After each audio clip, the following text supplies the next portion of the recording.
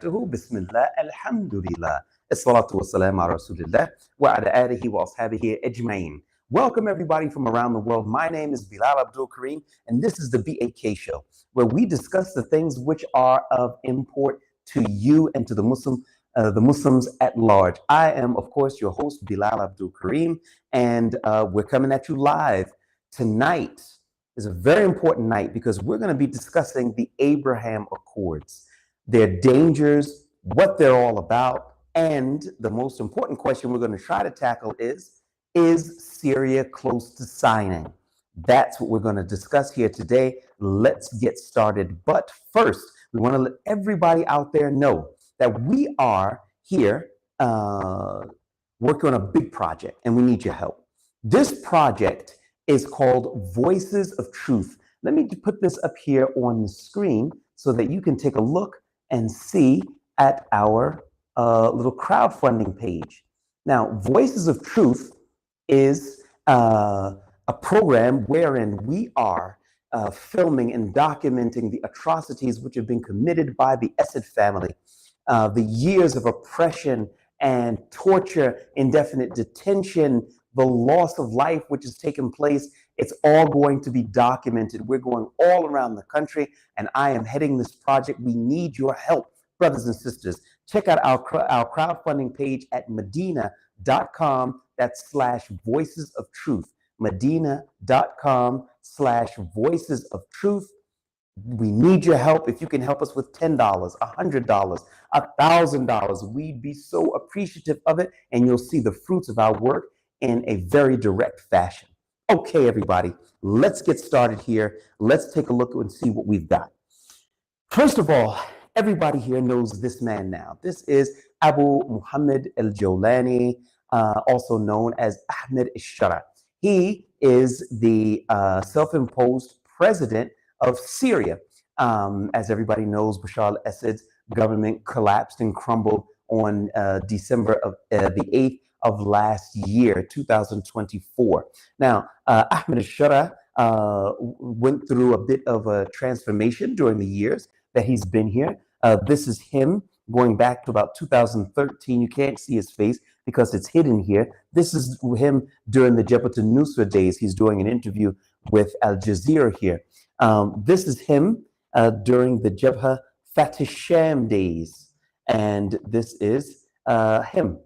And this is him during the Hayat al-Tahrir Sham days. Okay, brothers and sisters, we wanted to take a look at that because we want to get an idea in terms of who he is so we can get an idea in terms of where we may be going. Let's talk about the Abraham Accords. Now, the Abraham Accords, before we do that, let's see if we can kind of go back here. Okay. All right. All right, now, the Abraham Accords. The Abraham Accords are deals which are signed by countries in the region with Israel. They're kind of like normalization agreements, and we're going to talk about it in depth here. Now, but before we get into that, Abu Muhammad Jawlani said after the Hamas October 2023 attack, al-Jawlani praised the operation, and he said, quote, "The people of Gaza humiliated the pride of the occupying Zionists and brought joy to the hearts of the oppressed," end quote. That was his statement after the 2023 attacks. Now, take this, put it on the side. Let's talk about the Abraham Accords. Now, the Abraham Accords are agreements which were signed between Israel, the United Arab Emirates, Israel and Bahrain, Israel and Morocco, Israel and Sudan.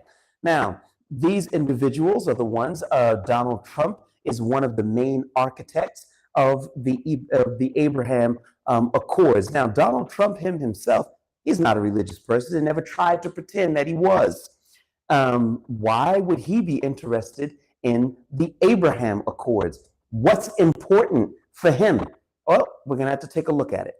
Let's go through the Abraham Accords exactly as it is worded. First, we start. We, the undersigned, which currently is Israel, Bahrain, United Arab Emirates, Morocco, and Sudan, and keep in the backdrop Abu Muhammad al-Jawlani and Syria. Okay, they are not signed, but let's get started with this. We, the undersigned, recognize the importance of maintaining and strengthening peace in the Middle East and around the world based on mutual understanding and coexistence, as well as respect for human dignity and freedom, including religious freedom. End quote. Nice statement. But signing an agreement like this is tantamount to stating that you see that the signatories are at least going in that direction. Based on mutual understanding, do you think that the Palestinians and the Israelis have a mutual understanding? I don't think so. And coexistence, there's a genocide that's taking place in Gaza right now. There is no such thing as coexistence when it comes to the Israelis. But once again, why is Donald Trump, why was he pushing it during his first term and even more so now during his second term? Is because he wants neighbors around Israel that are submissive, both in word and in deed. Now, it continues. We encourage efforts to promote interfaith and intercultural dialogue to advance a culture of peace among the three Abrahamic religions and all humanity. That's simply not taking place during a genocide. That simply isn't taking place during the bombs that rained down on Lebanon. That wasn't a war that Hezbollah started. That was a war that the Israelis started. That was a long-standing conflict. Meanwhile, the Israelis were supposed to pull out of southern Lebanon 60 days after the cessation of hostilities. Up until now, that hasn't happened. It continues. We believe that the best way to address challenges is through cooperation and dialogue. Ain't much dialogue going on in Gaza and in the West Bank, wherein they are taking over, the settlers are taking more and more land, which, according to international law, when there really is no international law, but according to international law, those settlements are illegal. We continue. And that developing friendly relations among states advances the interests of lasting peace in the Middle East and around the world. Okay, what real peace does Israel have with its neighbors? It's certainly not with Lebanon. It's certainly not with Syria. If you want to talk about Jordan, there is, well, of course, they are a much more powerful military force, and therefore the Jordanians don't have any other choice. Also, because they are the third biggest recipient of U.S. Support, financial support. That's behind Israel, behind Egypt. There comes the Jordanians. And on the other side of their border, you've got the Egyptians, which is the second biggest recipient of U.S. Financial support. So those two countries are already bought and sold, and they are not in a position to do anything to help the people of Gaza, and they are on their borders. So it says here, cooperation and dialogue, and that developing friendly relations. Friendly relations. After the fall of Bashar al-Assad, the Israelis shelled to the tune of more than 300 airstrikes right onto Syrian territory, and the new government hadn't been in place for 48 hours. They had never attacked the Israelis under any circumstances, and yet bombs rained down on Syrian territory. That's not what I would call developing friendly relations. That sounds like pressure from Washington that you better sign or else something bad is going to happen, and we're going to talk more about that in a second. It continues. We seek tolerance and respect for every person. Does that still include Palestinians? In order to make this world a place where all can enjoy a life of dignity and hope, no matter their race, faith, or ethnicity. This is total garbage. It's not real. It's fake. It's false. It's not worth the paper that it's printed on. Now, brothers and sisters, we want to understand something, what these Abraham Accords basically are. When you sign it with Israel, basically, this is a form of normalizing relations and acceptance of the state of Israel, along with the lands that they stole. In other words, you can't sign something like this and then contractually have the freedom to wage war to stop the genocide which is taking place. That's what they're after. Continues. We support science, art, medicine, and commerce to inspire humankind, maximize human potential, and bring nations closer together. Do I really need to say anything about this part? We support science, art, and medicine. What they're going to be opening up hospitals. They have destroyed 36 hospitals in Gaza alone. 36 medical institutions alone. Well, if they're going to start building some medical facilities, the Gazans are sure going to be in need of it. It continues. We seek to end radicalization and conflict to provide all children with a better future. Okay, what does radicalization mean to Israel and Trump? Radicalization means any type of resistance to the occupation or to the siege or to the land grab which is taking place in the Palestinian territories is viewed as radicalization. We have to be very careful of the mustalahat or the terminology which is being used. We've got to understand who's using it. We're not talking about scholars of Islam who are talking about the ghulu or going overboard or being radicalized and such like that. No, we're talking about people who, this one right here, which is his right-hand man, or maybe he's the other one's right-hand man, has been waging a genocide and killing hundreds of thousands of Muslims, and he's doing it right on TV with the financial and military support of this man. What do you think radicalization actually means to them? Next, we pursue a vision of peace, security, and prosperity in the Middle East and around the world. No, they don't. No, they don't. And when you sign this, if Syria were to sign this, this is an understanding that they agree to these to this statement, and all of this statement is total garbage and baloney. Don't think that, okay, well, maybe he would sign it and he could really find a way to, get in the middle or something like that. No, it doesn't work that way.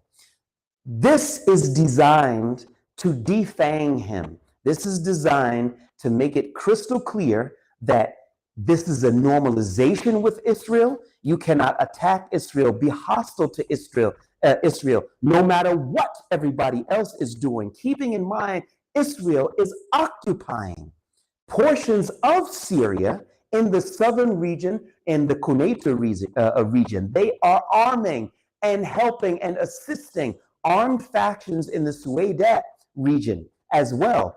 In the Dara area in southern Sudan, in southern Syria, they're also demanding, I'm talking about Tel Aviv, that there are no government troops in the southern areas, and yet they make sometimes daily incursions into Syrian territory, setting up checkpoints, arresting people, raiding homes, and stealing livestock. This is what's happening up until now. What the heck is this about? Now, finally, in this spirit, we warmly welcome and are encouraged by the progress already made in establishing diplomatic relations between Israel and its neighbors in the region under the principles of the Abraham Accords. Total garbage. Total garbage. Now, what is the fruit of the Abraham Accords? Because this was signed going back into Donald Trump's previous tenure as president of the United States. Well, the Houthi rebels in Yemen have been attacking ships which go to and fro the Israeli territories. Now, in attacking those ships, what they've been trying to do is to make an economic blockade so that to pressure Israel to release the pressure that's on the brothers and sisters in Gaza. But those signatories of the Abraham Accords, well, let's take a look what their idea was. Bahrain, that was one of the signatories of the Accords. and the United Arab Emirates, another signature of those accords. So what did they do instead of trying to help the brothers and sisters in Gaza who were suffering under a genocide? Well, they said to Israel, look, guys, why are you going to go through all that trouble, getting into firefights and such like that, and prices of food is going to go up? We got an idea for you. If you want your goods to reach the port of Haifa, which is in Israel, we got an idea for you. Your ships don't have to go all the way around Africa, which would add 300% markup to your food costs, bearing in mind that 50% of all food consumed by Israelis is imported. So what you can do, you can just bring your ships right here to Port Jebel Ali, right here in the United Arab Emirates, or you can go to the Bahrain port of Minat Salman, and you can unload your ships there. And there's a company called TruckNet. This company, TruckNet, its main office is in Tel Aviv, or I should say in Israel. And those trucks will unload the goods, go through Saudi Arabian territory, and go straight up to Jordanian territory and right into Israel. This is the fruit of the Abraham Accords. We haven't seen anything of any benefit for the Muslims for the Abraham Accords. Ahmed Shara, you better watch out. These people are not trying to help you. They're trying to sink you. And this is what the White House said regarding the situation currently. The White House said it would monitor the new Syrian government's actions, including, quote, taking concrete steps toward normalizing ties with Israel, end quote. It's all about Israel, baby. That's what this whole situation is all about. As well as, quote, addressing foreign terrorists. Who's saying that, who's making this statement? Non-Muslims. Who's making this statement? Friends of Israel. Anybody who is a practicing Muslim who believes in the right to self-determination, and even further than that, the fact that they believe that Islam should be the final, should be the source of legislation first, foremost, and bottom line. What do you think they mean by addressing foreign terrorists and, quote, banning Palestinian terrorist groups, end quote? Terrorist groups. That means any Palestinian group that wants freedom for their people should automatically be banned. This is why I am saying to everybody here, there is no benefit for the Muslims in signing or being a part of the Abraham Accords. It is a surrender document. Now, somebody might say, come on, Bilal, they don't have the means to fight Israel. So just let them sign it and then maybe we could fight another day. Well, they don't do it that way. So you got to understand something. They're not going to let your country grow economically, militarily, and socially under the Abraham Accords. The Abraham Accords are just so that you are sit and you are quiet. At the same time, if you want to take a look at the normalization treaty that they have with the Jordanians. Have the Jordanian people, are they really benefiting from economic prosperity? If cash is what you're really interested in, are they benefiting from economic prosperity? No, they're not benefiting from it.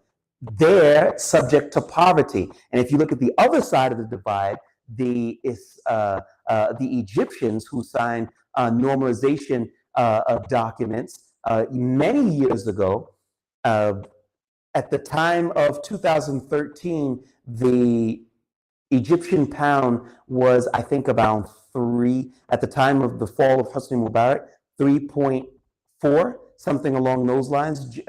Junahat Misri to $1 At the fall of Mohammed Morsi, it was 7.32, something along those lines. And now it's 50 Junay Misri to $1.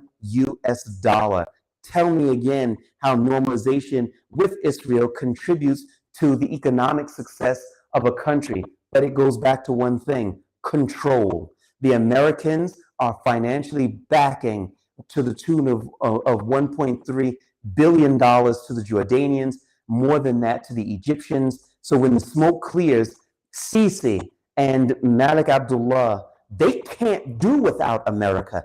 That's what they want for Ahmed al-Shara and the Syrian people, that they can't do without them. Now, somebody might say, okay, well, look, after all this war, we still don't want any trouble. So if we can't do without the Americans, at least we'll be able to live. Brothers and sisters, they're not going to let you live.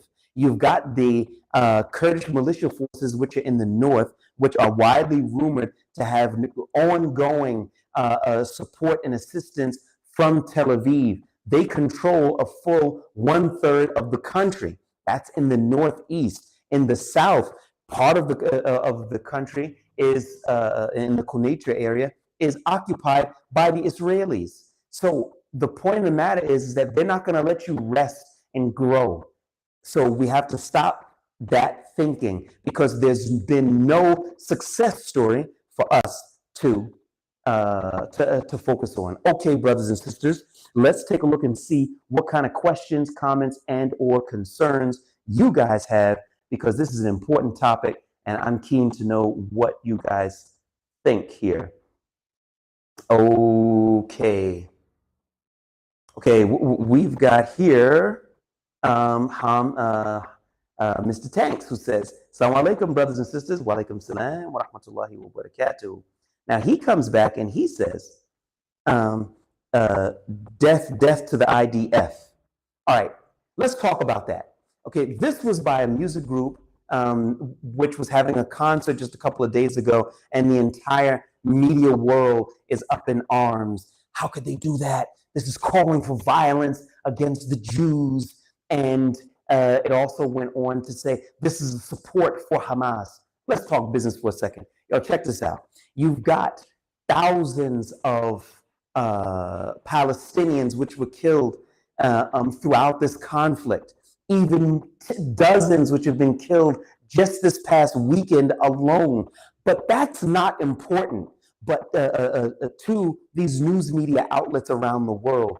But a slogan, a statement that doesn't call for support for Hamas, it doesn't call for that. But talking about death to an army which has been implicated in a genocide, with a prime minister who has been implicated in a genocide by the ICC, and where human rights organizations around the world have all documented that a famine which is taking place as a result, a direct result of the siege which has been placed around Gaza. And you got a problem with somebody saying death to the IDF? I ain't got no problem with that. I don't know about the other people, but I digress. Next. All right, let's see.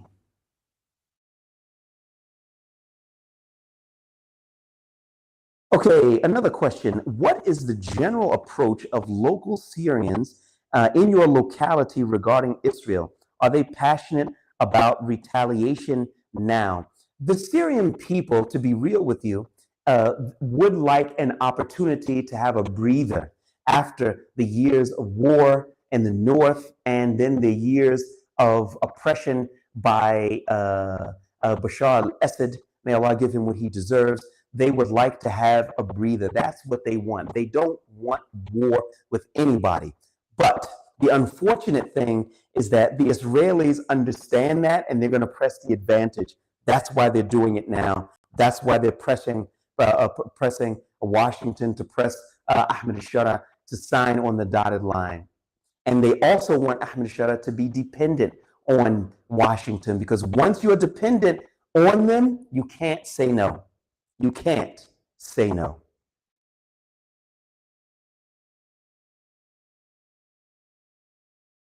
What would happen if Syria goes to war with Israel under the Abraham Accords? Much love from Idlib. Okay, here's the situation. Nobody is calling for war with Israel. Don't equate not signing the Abraham Accords to war with Israel, because the two are not necessarily complementary to each other, or one and the same, actually. What's being said here is that I can't sign on to an agreement that has no basis in reality and is designed to subjugate me and my people. My people need prosperity. We can't do that by normalizing with an entity that is occupying part of our country and is colluding with the Kurdish militia forces who are trying to undermine the government, even though they signed an agreement where we're looking to force to see if they're going to follow through with it. An agreement between Ahmed al-Shara and Madloum Abdi. We haven't seen the fruits of that as of yet. It's going to take a bit of time, but so far it's not looking like anything is going to come out of that. But we're going to be willing to stand back and watch and see. So to go back to your question, what would happen in a war with Israel? Any war with Israel would be a war in which they forced upon the Muslims because we are not being the aggressors. They've been bombing our territories for since the fall of Bashar al-Assad with impunity.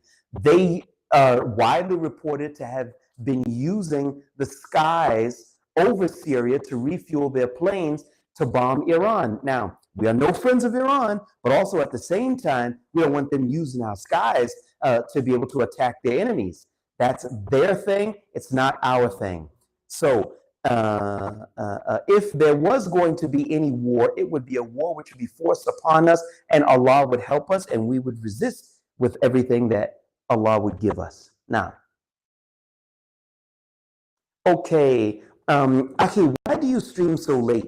Well, most of our viewing audience, or a big portion of our viewing audience, are English speakers, and they're in the West. So we're talking about we're 4 hours ahead of the brothers and sisters in the UK, 7 on the East Coast in America, and 11 hours on the West Coast. So yeah, I'm really sorry about that. Yeah. Next question. I hope Jolani stays true. I hope the same thing. Ali says, if the Syrian government signs these agreements, what will be the response of the Mujahideen in Syria? I don't know the answer to that question. I don't know the answer to that question. I wish I did. I hear a lot of different things, but what will be their response? Will it be an individuals responding? Will it be a unified response? I don't have the answer to that question at the moment.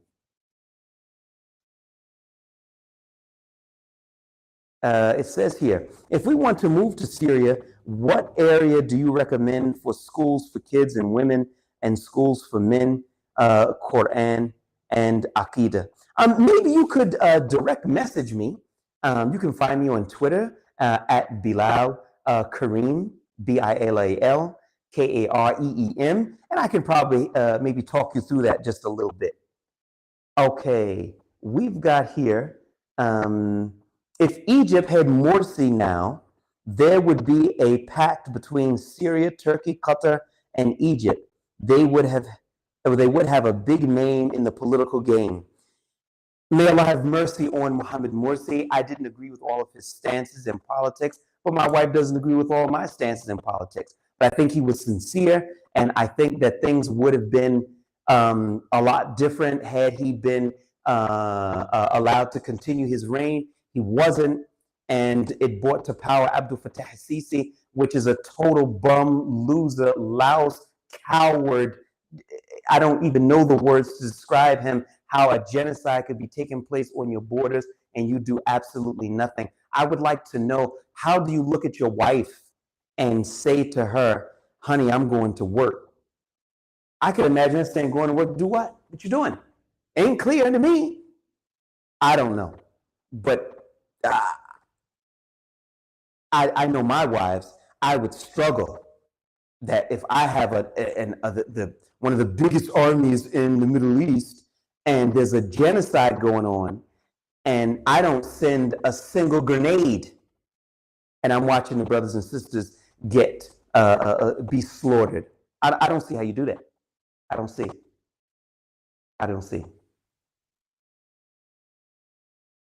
Okay. All right. How can the lives of Syrians get better without lifting sanctions? Well, let's talk business for a second. Question: the Taliban in Afghanistan, were the sanctions lifted off of them?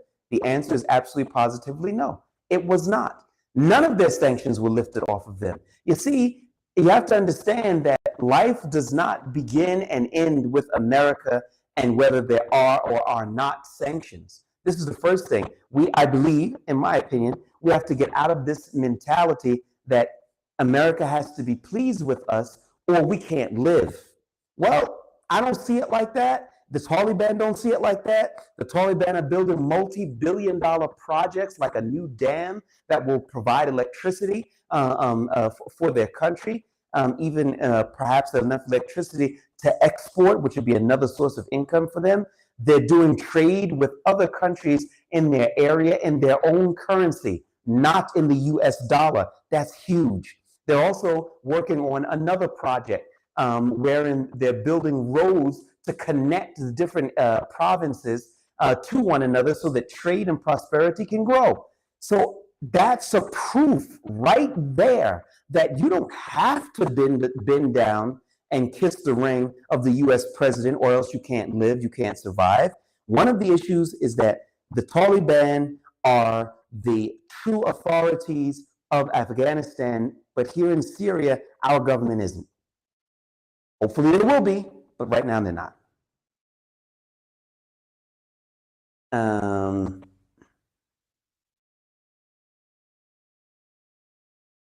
Okay, all right. Sanctions do not really stop countries from progressing. They're less significant than you think. The sanctions infrastructure on Syria dates to 2004, but it was still growing and intact. I agree with it 150%. Yes, it makes it more difficult, but to say that you can't get along, you can't grow, you can't prosper with Allah, everything is possible. And we have other people who are doing it. The Taliban are doing it. So we have an example to follow, and they don't have less enemies than we have here in Syria. They really don't. The Americans would love to see them fail. All righty. How much possibility to sign the Abraham Accords by the Ahmed al-Shara government of if he denied to sign it, then have the possibility to embargo to Syria again. If he doesn't sign the Abraham Accords, I believe what will happen is that those 180-day waivers that the Trump administration gave the Syrians, the sanctions relief is not real relief. It's just a tool to be able to control the government.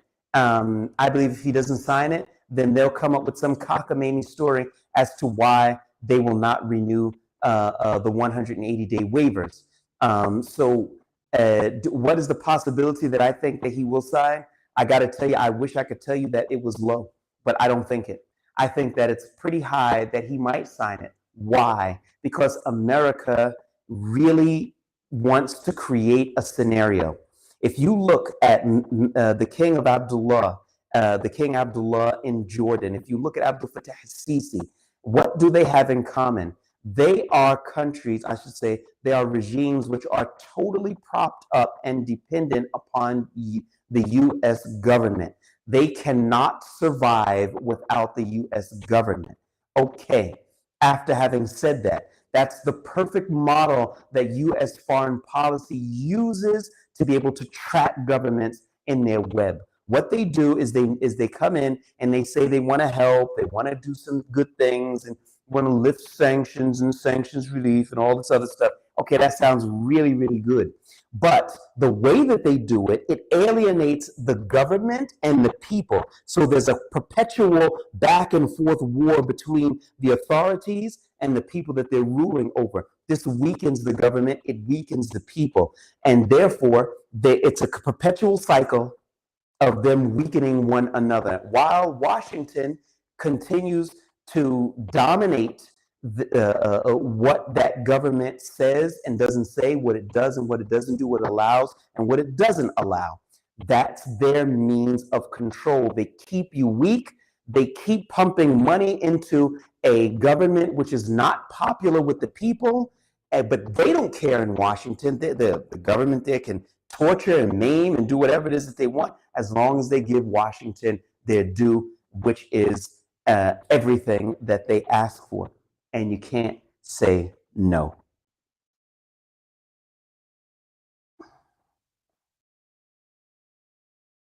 Have you spoken to any HTS about their thoughts on normalization? In my opinion, HTS would lose credibility if they normalize.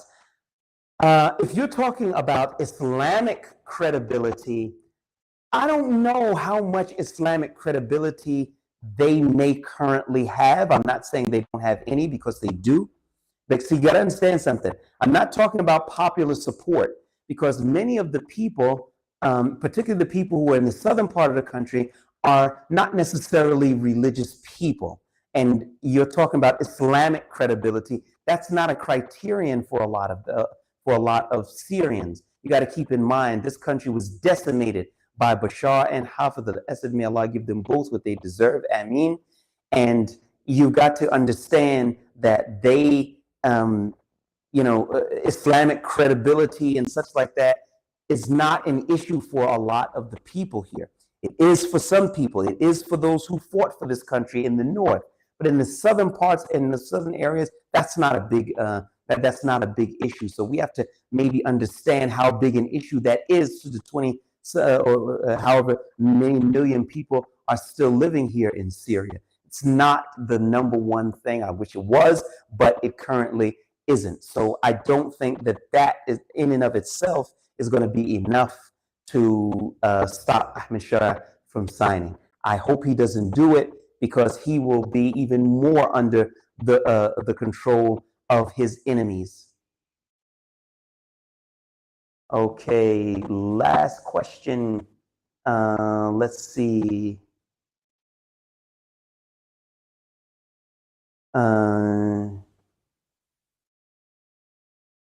Okay, do you think the Syrian people would tolerate the economic hardship caused by the sanctions being in place after feeling the triumph and expectations of a skyrocketing in living standards post December 8th? No, I don't think so. But I also think another thing. Washington understands that. Washington, Trump, they understand that if things got so bad here, the people would revolt against Ahmed Shah, and that would kind of undo a lot of the work that they've been doing since December 8th and before that. So they're going to be in a situation where they're going to give him enough to be able to survive, enough to placate the people. Some of the salaries were raised, and that was a good thing. Now, I want you to understand something. Economic prosperity is a good thing, but also at what cost? You see, America is not going to let the Syrian people grow and prosper and get strong financially, because if they do, the first thing they're going to do is try to get strong militarily. You think they'll allow that on the borders of Israel?